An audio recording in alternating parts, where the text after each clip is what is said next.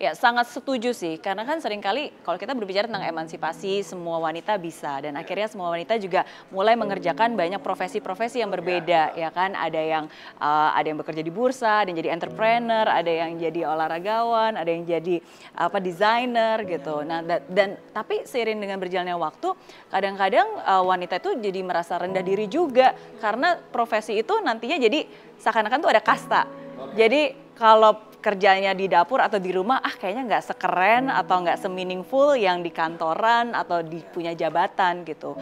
Nah, tapi ujung-ujungnya pada akhirnya saya selalu bilang bahwa wanita itu bukan dilihat dari profesinya, tapi bagaimana dia bisa menjadi versi terbaik dari dirinya. Dan yang paling penting adalah dia harus kenal dulu nih, bakatnya apa, minatnya apa sih yang bisa kamu punya, apa yang bisa kamu asah, apa yang bisa kamu kontribusikan. Kalau memang panggilan kamu adalah kamu ingin menjadi ibu rumah tangga gitu kan, it's fine, jadilah ibu rumah tangga yang baik, yang mendidik anaknya. Saya sangat bersyukur kenapa saya bisa seperti ini, karena ibu saya ketika melahirkan saya, dia memutuskan untuk berhenti dari pekerjaannya dan 100% mendedikasikan hidupnya untuk mendidik saya dan adik-adik saya gitu, dan itu saya sangat bersyukur. Ya, tapi sebaliknya juga kalau misalnya kamu memang memutuskan untuk ya mau jadi freelancer, fotografer, ya jadilah freelancer yang terbaik di bidang kamu. Mau jadi entrepreneur, mau buka usaha kuliner, ya jadilah yang terbaik juga di kamu gitu. Jadi yang paling penting adalah tahu siapa diri kita, tahu apa yang menjadi bakat kita, ya, dan terus mengasah dan memberikan yang terbaik gitu. Orang zaman sekarang lebih sering kepo ya, keponya kepada orang lain. Kalau orang lain tahu apa kelebihannya, apa kekurangannya gitu. Tapi diri sendiri seringkali kita jarang gitu kan, nggak mengenal.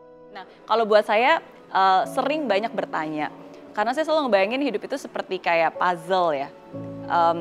Kita nggak akan pernah bisa tahu semua gambarnya seperti apa, tapi ya selama perjalanan hidup ini kita mengumpulkan potongan-potongan puzzle. Potongannya dapat dari mana? Ya dari masa lalu kita, dari masa sekarang dan juga masa depan.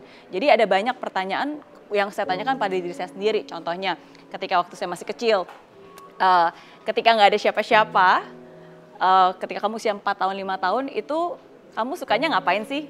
Main apa, hobi apa. Nah, dari situlah sebenarnya ada beberapa clue tentang apa yang menjadi sungguh-sungguh minat kamu. Ya contohnya. Atau misalnya kayak sekarang nih ketika kita sedang bekerja, apa satu hal yang benar-benar kamu akan lakukan dengan sungguh-sungguh walaupun nggak dibayar sekalipun. Tapi kamu benar-benar lakukan dengan excellence gitu. Kamu benar-benar mau memberikan yang terbaik walaupun nggak dibayar. Nah, itu kan juga salah satu clue yang menjadi passion kamu, menjadi minat kamu.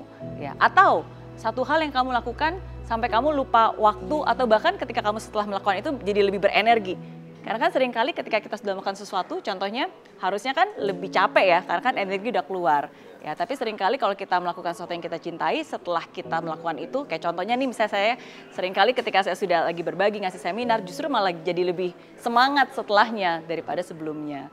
Nah, jadi beberapa pertanyaan yang harus kita tanyakan ke kita sendiri, apa sih yang kita mau, bakat kita apa, kelebihan kita apa, kekurangan kita apa, ya, dan itu proses sih, bukan sekali tanya langsung dapat jawabannya. Dan kuncinya itu adalah awareness, karena banyak orang zaman sekarang itu mereka hidup waktu berjalan gitu aja, kayak zombie. Tapi coba aware, ketika kamu melakukan itu, apa sih yang kamu rasakan, ya kan? Ketika kamu unhappy, kenapa kamu unhappy?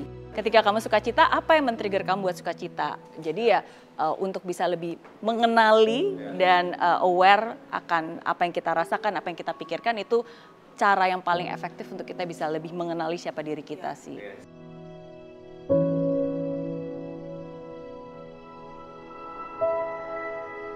Ya, kalau buat saya pribadi sebenarnya kata-kata yang diucapkan itu penting banget.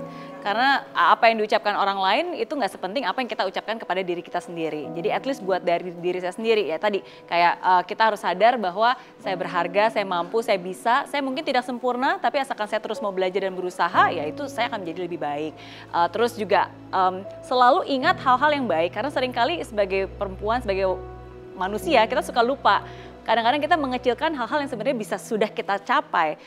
Kita bisa sampai saat ini kan berarti karena ada hal yang baik yang sudah kita terima, ada hal baik yang sudah kita lakukan, ada bakat juga yang sebenarnya kita miliki. Nah, jadi hal itu harus selalu saya ingat, saya tulis, saya ucapkan terima kasih, sebut gitu. Jadi afirmasi terhadap diri itu penting banget sih.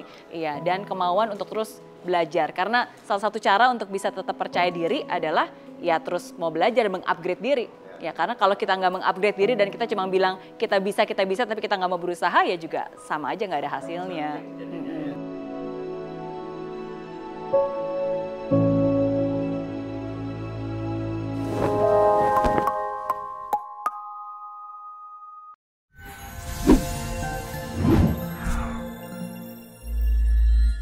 Di aplikasi Mary Riana tersedia lengkap video-video YouTube terbaru saya, artikel yang up to date, quotes inspirasi, koleksi merchandise, workshop dan seminar yang bisa kamu dapatkan free dan download sekarang juga gratis.